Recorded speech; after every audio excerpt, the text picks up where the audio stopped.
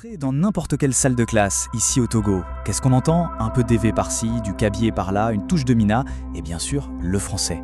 On pourrait croire que c'est un défi, un obstacle, mais en réalité, c'est une force, une chance incroyable pour nos élèves.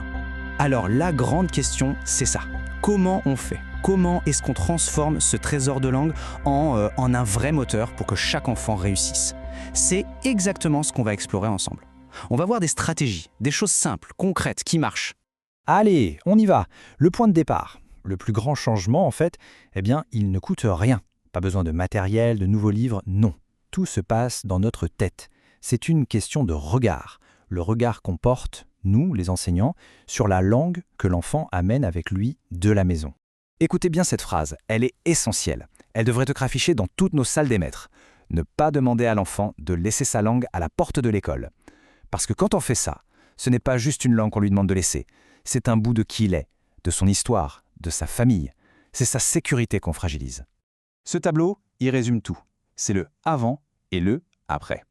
Avant, on se disait « Ah, la langue maternelle, c'est un problème. Ça va l'empêcher d'apprendre le français. » Aujourd'hui, on sait que c'est tout le contraire. Sa langue, c'est un pont. C'est la base, les fondations sur lesquelles il va pouvoir construire tout le reste.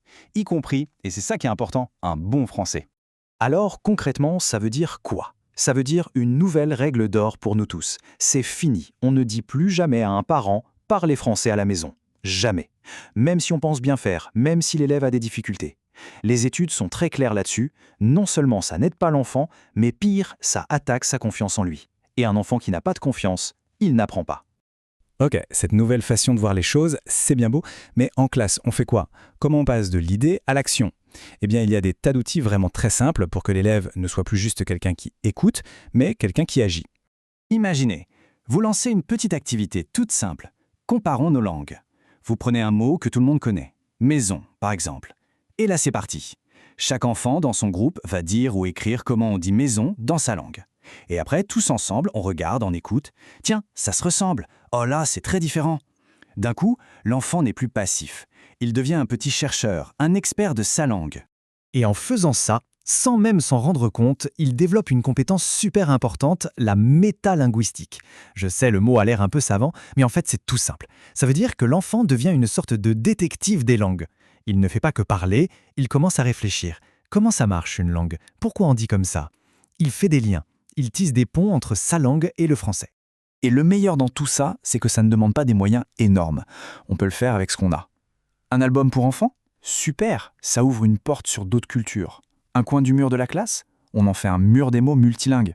On peut même inventer des petits jeux.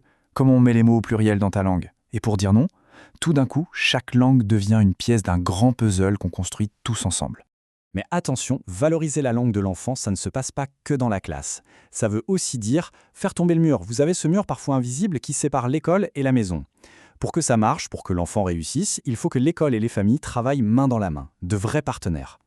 Et ça change tout dans notre façon de voir les parents. Ce ne sont pas juste des gens qui déposent leurs enfants le matin, non. Ce sont des coéducateurs. Ils ont une expertise que nous, on n'a pas. Leur langue, leur culture. Et cette richesse, c'est de l'or pour l'école. Alors, comment on fait pour les inviter? C'est simple. On peut imaginer des ateliers où les parents viennent chanter une berceuse de chez eux. On invite une maman, un papa à raconter une histoire dans sa langue. Juste le fait qu'ils franchissent la porte de l'école pour partager ça, ça envoie un message très fort. Votre langue, ici, est la bienvenue. Elle a de la valeur. Ok, on a parlé de la classe, des parents, et si on allait encore plus loin? Si on faisait de ça non pas juste l'affaire d'un enseignant, mais le projet de toute l'école. Une grande fête de toutes nos langues. Par exemple, pourquoi ne pas lancer une semaine des langues? Imaginez un peu, pendant quelques jours, toute l'école qui vibre au son des différentes langues de nos élèves. Des chansons, des histoires, des jeux. Ce serait une chance incroyable pour tout le monde, enfants comme enseignants, de s'ouvrir, de découvrir et de fêter ensemble ce trésor qu'on a. On a vu plein d'idées. Changer notre regard, des activités en classe, inviter les parents, une fête à l'école. Mais au fond, la question c'est pourquoi? Pourquoi se donner toute cette peine? La réponse est simple, et elle est au cœur de notre métier. C'est pour l'enfant, pour son bien-être et pour sa réussite.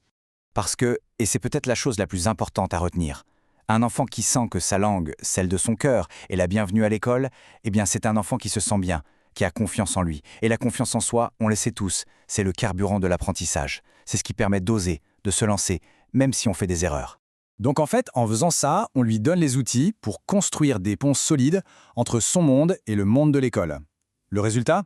D'abord, il se sent mieux intégré dans la classe, et ensuite, et ça, ce sont les recherches qui le prouvent, ça booste son cerveau. Ses capacités de réflexion sont meilleures. En gros, il apprend à mieux apprendre. C'est gagnant sur toute la ligne. Alors pour finir, je voudrais qu'on reparte avec cette question en tête. Et si on s'était trompé de chemin depuis le début ?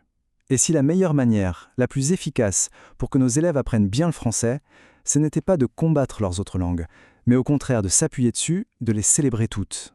C'est une idée qui, je crois, peut vraiment tout changer.